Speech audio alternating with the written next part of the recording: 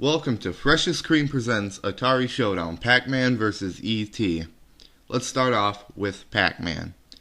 Pac-Man, fun arcade game, a favorite of many people, but on Atari, it just sucks. If you look at it, compared to the arcade, the colors, they're just not there. It's plain, it's boring, it literally took the fun out of the game.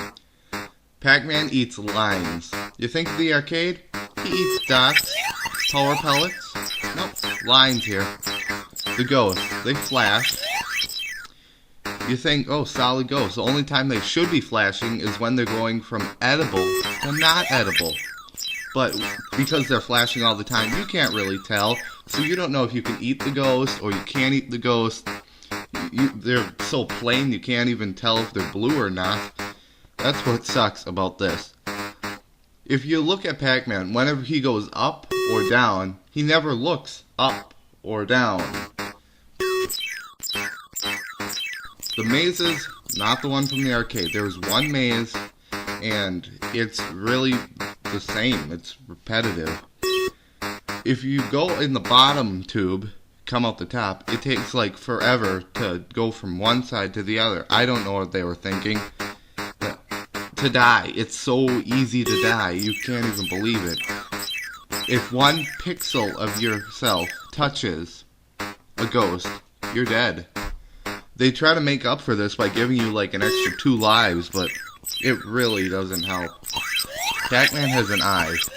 The arcade, Pac-Man has no eye. Miss Pac-Man has an eye and a freckle and a bow. Pac-Man, he's just a circle. But in Atari, he's not even a circle. Really? It's freaking crazy. Now E.T. E.T. Think of the movie, he's brown. In the game, nah, he's not brown, he's green. When you get to the title screen, which is probably the best part of the game, you find out that the easiest level is level 3, but the hardest is level 1. Let's look at a good game, like Adventure. It goes from 1 easy to 3 hard. No, not an E.T. They just screw that all up right there.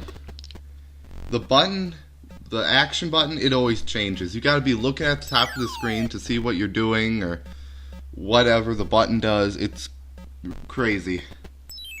You fall into the wells. If 1 pixel of your body touches any part of the wells, you're in it. You're falling. You're done.